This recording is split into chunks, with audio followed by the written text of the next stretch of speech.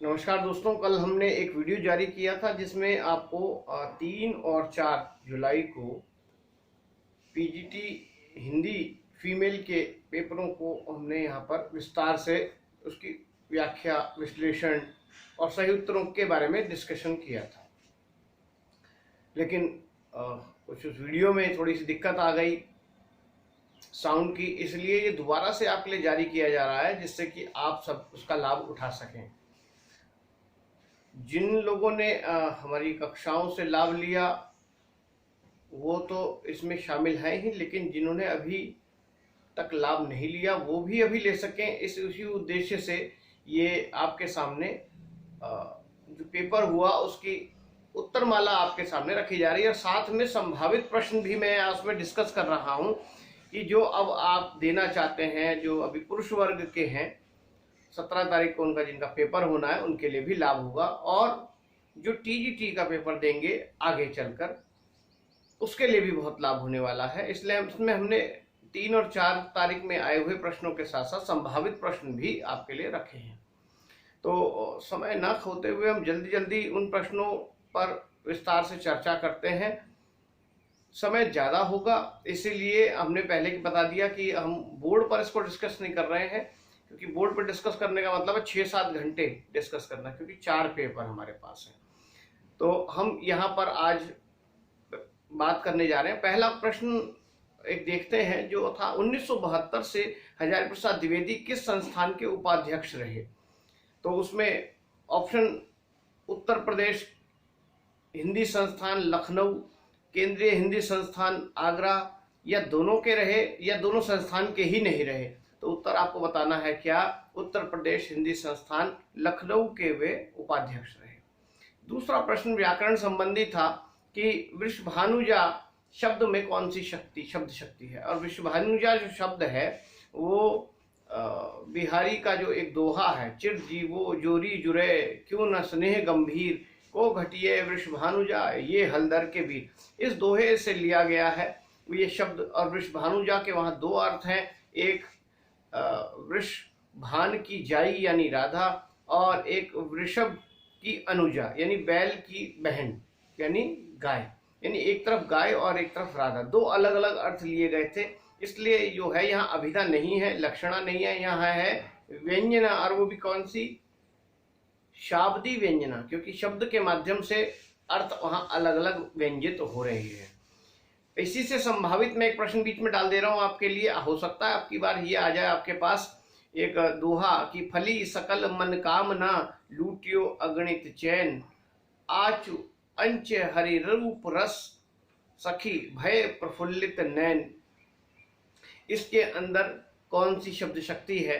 तो आप यहाँ देखेंगे जो फली शब्द है उसका अर्थ है फलना यानी पूर्ण होना, और लूटियो का मतलब होता है लूटना यानी प्राप्त करना, और अचे मतलब देखना। ये 3 शब्द आप मेजर समझिए मुख्य रूप से। तो इसका अर्थ होता है दोहे का कि प्रियतम के दर्शन से अत्यधिक आनंद की प्राप्ति हुई। तो यहाँ जो लूटने वाली स्थिति जो सामान्य अर्थ है उससे अलग दूसरा अर्थ है। तो यहाँ लक्षणा मूलक शाब्दी व्यंजना है, ठीक है, हो सकता है आपकी बार पेपर में ये आ जाए। नेक्स्ट क्वेश्चन देखें तो कलम का क्या अर्थ नहीं है। कलम, अब 4 ऑप्शन है, टहनी है, लेखनी है, चित्रशैली है, चमक है। तो क्या उत्तर नहीं है। तो टहनी आप जानते हैं, पेड़ की एक टहनी को काट कर बीच में से उसकी डंडी को, स्टिक को लगा देते हैं, वो कलम कहलाती है, उग जाती है। लेखनी जो लिखने वाली होती है, और एक चित्रशैली जो होती है उसको भी जो है कलम कहते हैं, इसलिए उससे बना है कलमकारी। लेकिन बस इसका उत्तर नहीं है, गलत जो है इसमें शब्द वो है चमक। कलम का अर्थ चमक नहीं। एक और प्रश्न आया था वो पत्रकारिता से रिलेटेड था कि आनंद कादंबनी के संपादक कौन है। तो आनंद कादंबनी भारतेंदु मंडल के समय के साथियों में से किसी ने निकाली थी, आपको अगर याद हो तो आप बताएं। और मेरे को लगता है जिन्होंने हमसे पढ़ा है ये सारी बातें हम बता चुके हैं, सारे भारतेंदु मंडल की चर्चा हो चुकी है, पेपर से भी 2 दिन पहले भी इसकी चर्चा हो रही थी। बद्री नारायण चौधरी प्रेमघन जो है इसके संपादक हैं। तो अब नया प्रश्न क्या बन सकता है, हो सकता है आपके पास अब की बार आ जाए कि आनंद कादंबनी के प्रकाशन का समय और स्थान बता दीजिए। तो उत्तर आपके पास है 1881 में ये प्रकाशित होता है और मिर्जापुर से निकलता है। अब इसी से जुड़ा हुआ एक और पत्रकारिता वाला दूसरे सेट में एक क्वेश्चन आया कि हिंदी प्रदीप के का संबंध जो है किससे है। हिंदी प्रदीप एक पत्र है, उसका संबंध किससे है? तो ऑप्शन में उससे रिलेटेड उसके संपादक का नाम, उसके समय का नाम और स्थान का नाम तीनों दे रखा है। जो तीनों चीजें सही लिख कर आया उसको नंबर मिल गए होंगे, और जिनको ये जानकारी हमने दी थी मुझे लगता है उनमें किसी ने गलत नहीं किया होगा।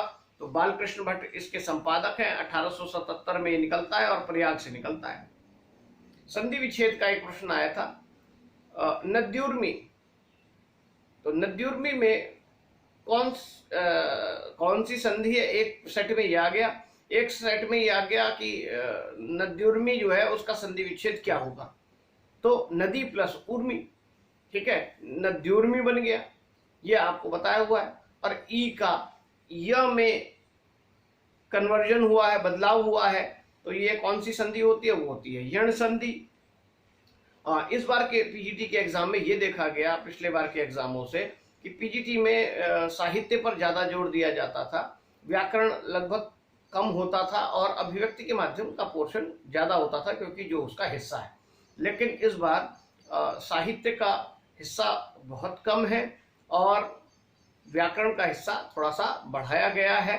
इसलिए उसके बावजूद भी हमारी तरफ से तैयारी पूरी थी, साहित्य की भी और व्याकरण की भी, इसलिए मेरे सभी छात्रों पर मेरा पूरा विश्वास था। उनका फीडबैक भी आया मेरे पास, सब 90% से ऊपर अपना पेपर डील करके आए अच्छे से।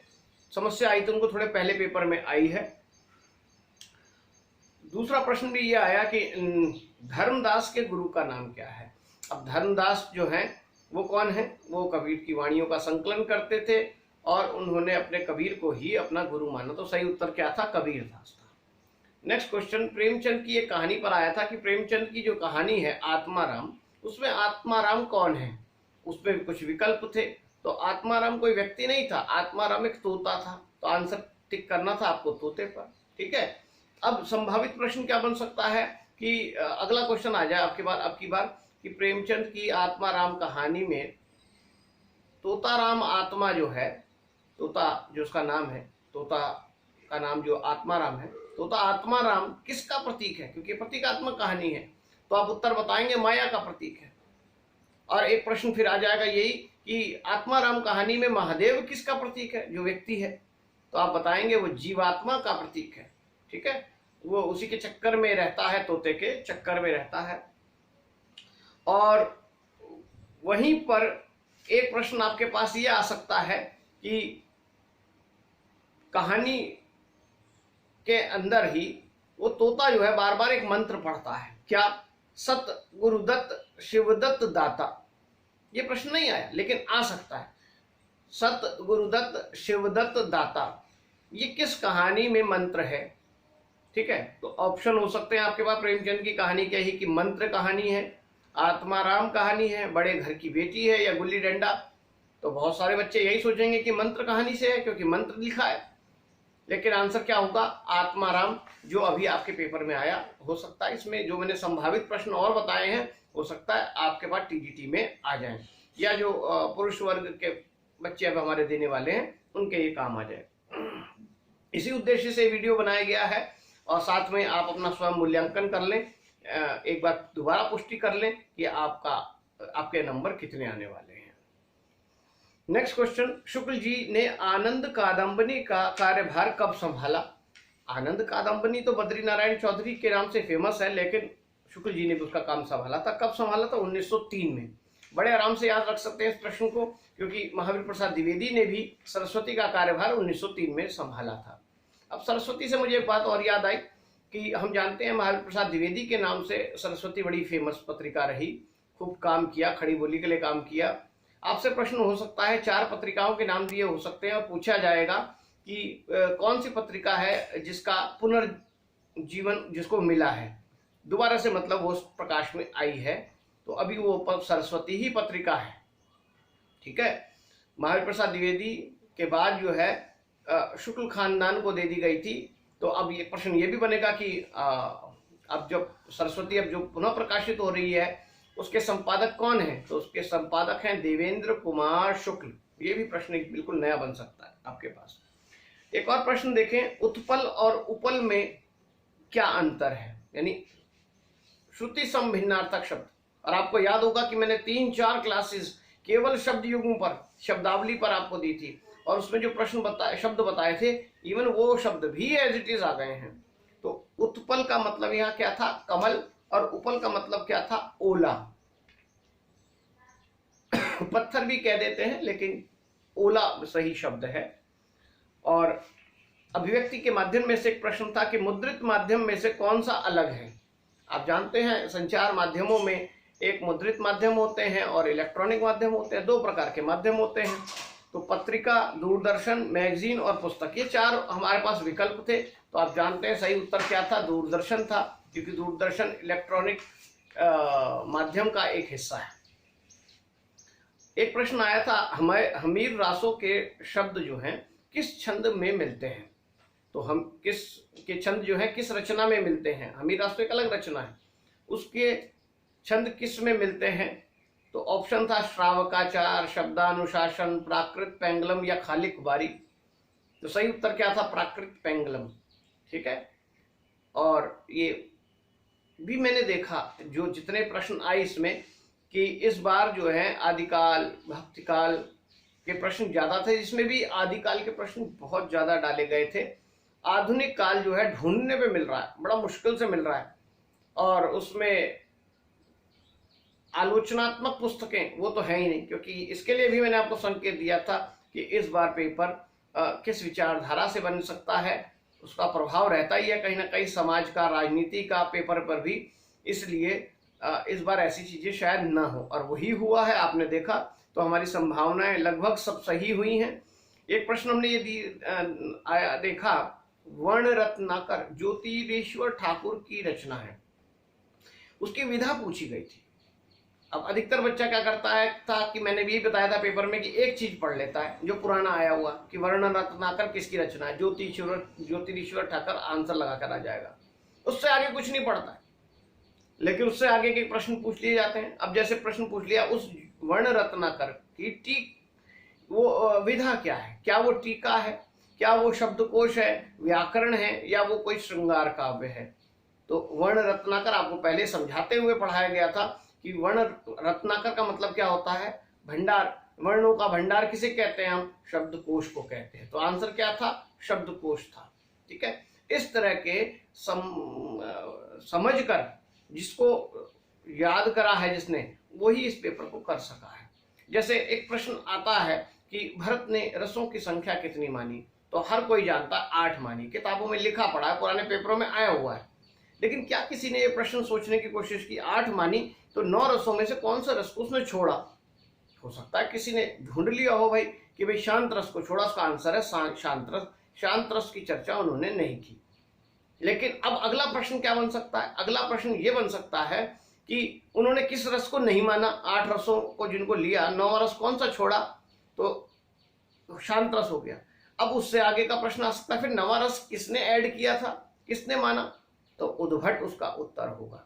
तो इस प्रकार हमें जो आ चुके प्रश्न, उसी में से हम नए प्रश्नों को छांटते हैं कि आगे क्या क्या प्रश्न बन सकते हैं। ठीक है, नेक्स्ट क्वेश्चन इसी में आया था आपके पास ऐसा ही, उक्ति व्यक्ति प्रकरण, दामोदर शास्त्री की रचना है, और आपसे पूछा था इसकी भी विधा क्या है, क्या ये टीका है, क्या ये इतिहास ग्रंथ है, व्याकरण है, या ये एक धार्मिक काव्य है।